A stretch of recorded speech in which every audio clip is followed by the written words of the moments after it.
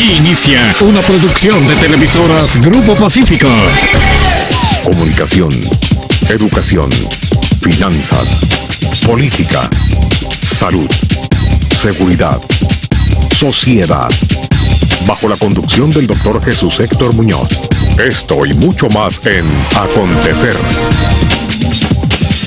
Hola, ¿qué tal? Muy buenas noches. Yo soy Héctor Muñoz y le doy la más cordial bienvenida a una edición más de su programa Acontecer. Saludo con mucho gusto al auditorio que nos sintoniza en todo el estado de Sinaloa, en los 18 municipios, desde Ahome hasta Escuinapa. Hoy vamos a platicar con el diputado federal Alfredo Villegas Arriola, quien es coordinador de la fracción sinaloense del PRI en el Congreso de la Unión. Bien, pero antes de pasar con nuestro invitado, déjenme comentarles acerca de la revista Gente. La revista Gente es una revista de circulación estatal que trae diversos contenidos de sociedad, de política, de cultura, de historia, y usted la puede adquirir en el www.gentesinaloa.com. Antes de pasar con nuestro invitado, vamos a ir a un corte. Quédese con nosotros, no se vaya, en un minuto regresamos.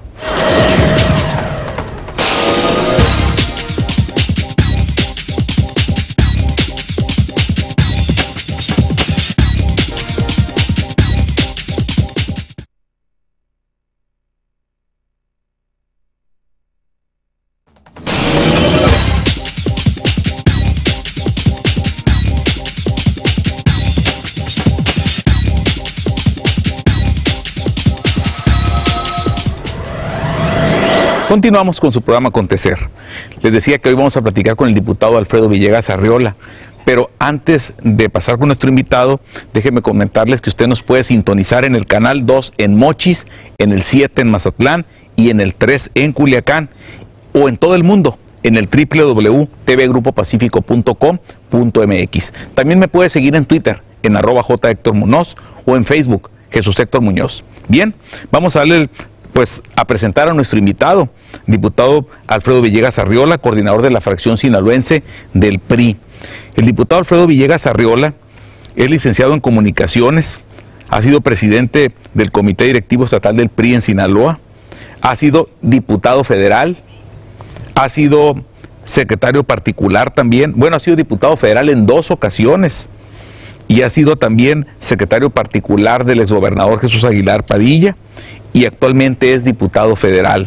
Pertenece a las comisiones ordinarias de Energía, Pesca, Vigilancia y la Auditoría Superior de la Federación, en la Secretaría de Energías Renovables, seguimiento y supervisión de los resultados y avances del proyecto Aceite del Terciario del Golfo en Chicontepec. Bien, diputado Alfredo Villegas, buenas noches, bienvenido a tu programa Acontecer. Buenas noches, doctor Héctor Muñoz, muchas gracias por la invitación a este programa. Bien, Alfredo, ¿cómo andan las cosas en el Congreso? Bueno, acabamos de concluir un periodo ordinario del segundo año de ejercicio y la Cámara se vio nutrida de eventos muy importantes y trascendentes al país y a los estados. Tuvimos ahí un intenso trabajo que dio productividad en una serie de dictámenes que fueron discutidos y aprobados, unos para emitirlos directamente a su publicación y otros para enviárselos al Senado mediante minutas. Y temas en la parte final, debemos pensar que fueron temas muy controvertidos, los tenemos prácticamente en una discusión permanente en comisiones que brincaron opiniones de diversas partes de la sociedad. Puedo mencionar concretamente cuando intentamos ya aprobar lo que era la Ley Federal de Competencia para regular con mayor intensidad y puntualidad jurídica y legal a los monopolios. Temas como el de seguridad nacional, lavado de dinero, temas como la reforma política, centralmente un tema de mucha trascendencia que fue discutido en el Senado y aprobado y enviado de última hora, lamentablemente de última hora a la Cámara, pero con un gran interés recibimos ese documento que hoy nos ocupa. Y en estos días, en los 4 meses que siguen, que se instala una comisión permanente de 38 legisladores, las comisiones habrán de puntualizar aquellos ajustes o bien darle el trámite correspondiente para que bien sea en un periodo extraordinario o bien podamos aprobarlo en los primeros días de septiembre. La reforma política en su contenido trata temas tan importantes como el referéndum, la consulta popular, la candidatura ciudadana, regular, ratificar el gabinete, trata la reelección de legisladores y una serie de normas que hoy contemplan la gobernabilidad en las cámaras. Te voy a interrumpir, Alfredo. Seguramente para pues el auditorio que nos ve ahorita en todo el estado y sobre todo en este tema tan importante que es para el país, tú has sido ya varias veces diputado federal. Ahora, la gente tiene la percepción de que los diputados, los senadores, los cabildos, los diputados locales no trabajan. Esa es la percepción general que hay. Ahora, tú has sido 3 veces diputado federal. La gente se pregunta y el tema en los medios fue, bueno, se trabaron las reformas otra vez en el Congreso Federal. ¿Se trabaron o no se trabaron? Definitivamente sí. Hoy en día el ambiente plural que priva en el país permite que se acerquen con mayor agilidad las opiniones de los diversos sectores. Y la Cámara con una gran apertura. Hoy los medios de comunicación juegan un papel vital en esto. El interés que se despierta por determinada modificación o por una creación de ley, siempre hoy es más importante, es más intenso. Y en esto yo creo que la obligación de una Cámara es estar abierta, tener la oportunidad de dialogar con los actores. Una ley siempre va a beneficiar a un determinado sector o a la sociedad en su conjunto, a las entidades, a los municipios, a los sectores productivos, en fin, a la migración, etcétera. Y hoy por obligación tenemos que ser cuidadosos. La rapidez nunca ha sido una buena modalidad. Ahora, ese fue el tema, ¿no? O sea, antes de clausurar el periodo ordinario, que acaba de pasar, se decía que el Senado aprobó pues la reforma política y que llegó al Congreso con los diputados a la Cámara Baja y que en 2 días querían que se aprobara. Sí, pues los tiempos no daban. Definitivamente que no, llegó el jueves al turno porque la envían a la Cámara, le damos entrada, va a comisiones. En comisiones, hoy tenemos nuevas reglas de operación de la Cámara de Diputados. Nos dimos un reglamento que es más estricto, acota los espacios, también permite que no haya periodos muy largos de aprobación de algún dictamen, de discutirlo. Ahora, ¿hay una ley sobre eso?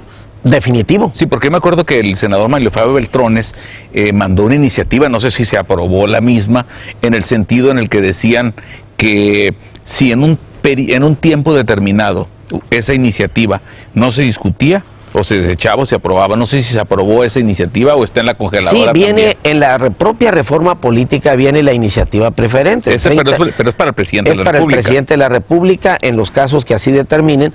Pero hoy en día, la verdad, fuimos nosotros testigos de un hecho que no daban los tiempos reglamentariamente para procesarla. Y un tema que es de tanto interés para todos los mexicanos, porque está de por medio que esto tuviera vigencia para el 2012. Y el 2012 se renueva el Ejecutivo Federal y se renueva el Congreso. Y todos estos temas inciden de manera directa en ello. Y por ende, en una mayor convivencia democrática, en legalidad, en transparencia, en una serie de temas que interesan a los mexicanos, que son los que votan, los mayores de edad, y que tienen que darle una dirección y rumbo a un país. Por eso los legisladores dijimos lo que reglamentariamente procedía, que en ese término de 24 horas, 48 horas no era posible. Pero le daríamos el trato y estamos por conciliar entre las fuerzas políticas representadas en el Congreso la posibilidad de que hubiera un periodo extraordinario y darnos el tiempo el suficiente para entrar con un consenso y con los puntos concretos que se deben de modificar o observar. Muy interesante lo que me estás diciendo. Vamos a ir a un corte. No se vaya, en un minuto regresamos.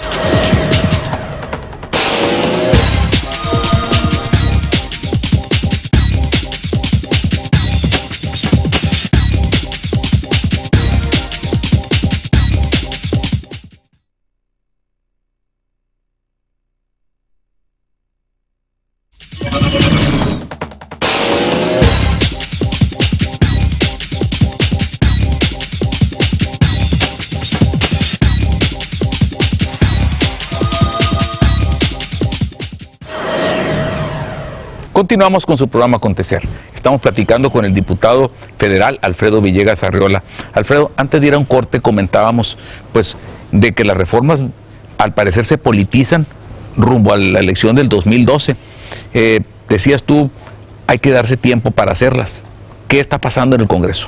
Bueno, en relación puntual ahorita a lo que es la Ley Federal de Competencia, que es el organismo, una comisión federal que es la que regula que no se den monopolios o que se acumule riqueza en un solo lado. Y o no sea, le va a pegar a todos los que son los monopolios. A Cemex, a Telmex. A Cemex, a todas las televisoras, a todo el tema. Pemex también es monopolio. Pemex también, pero ese tiene un desempeño muy diferente. Sí, claro. Lo regula al 100% el Estado. Ese ya no necesita más regulaciones. Lo que necesita es un apuntalamiento, quizá para que tenga mayor producción, y la mayor producción, que es el 40% del ingreso nacional. Ahí hay que hacer la reforma.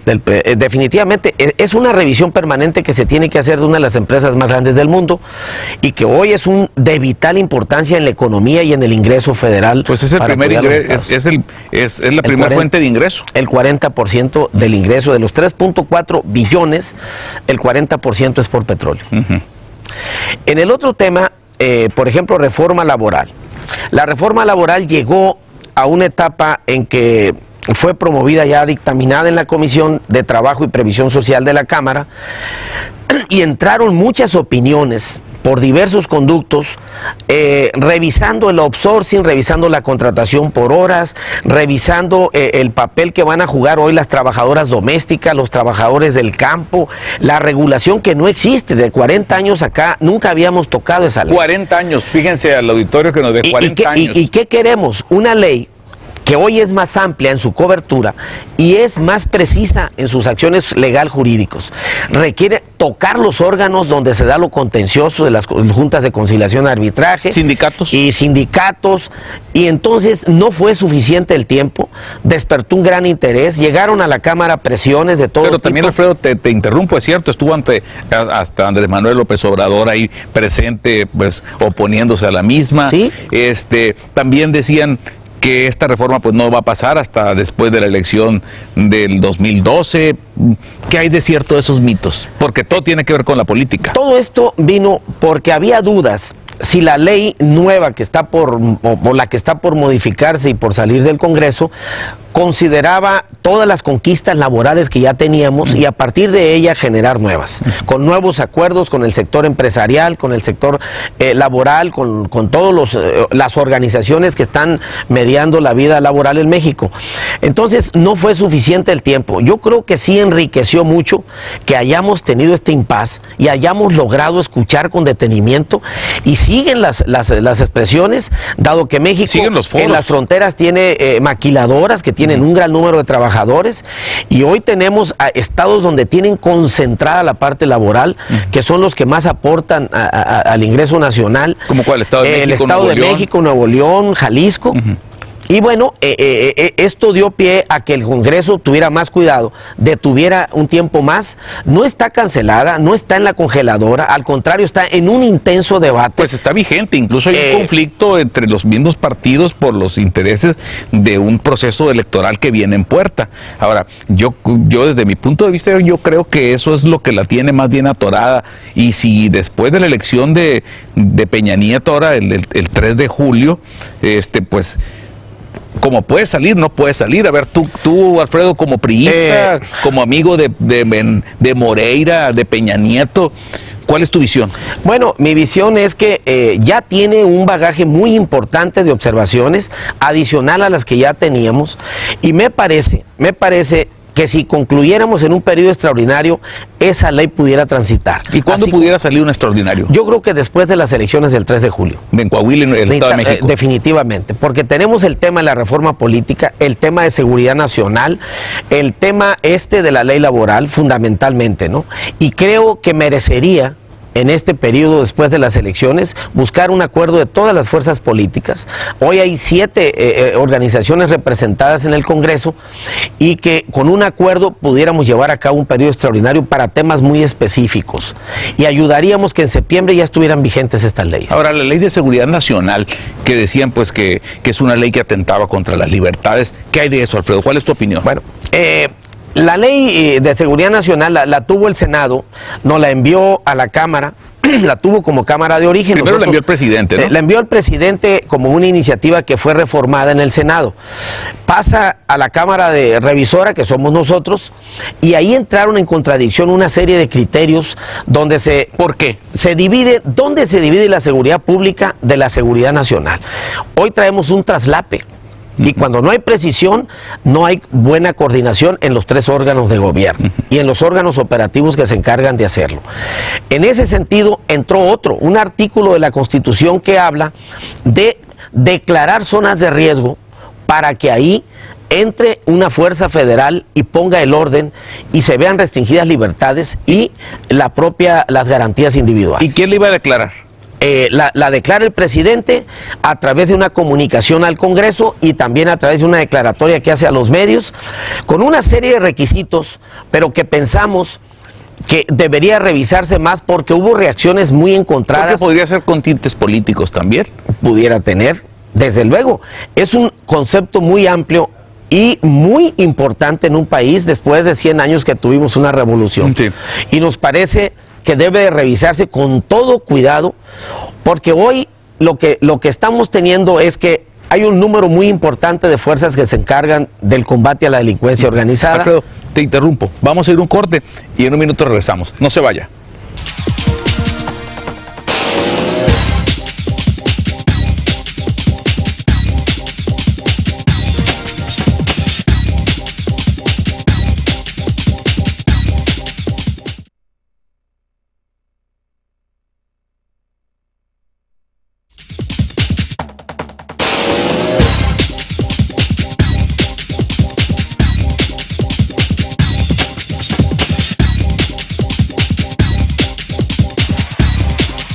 Continuamos con su programa Acontecer. Estamos platicando con el diputado Alfredo Villegas Arriola. Alfredo, antes de irnos al corte comentábamos sobre el tema de la seguridad, el tema de la Ley de Seguridad Nacional, que no se ha aprobado, incluso que hubo muchas contradicciones a esa ley, sobre todo decía que era una ley arbitraria, que era una ley que se podría utilizar pues bajo el pretexto de terrorismo, de espionaje, se podría dar mal uso. ¿Qué hay de eso?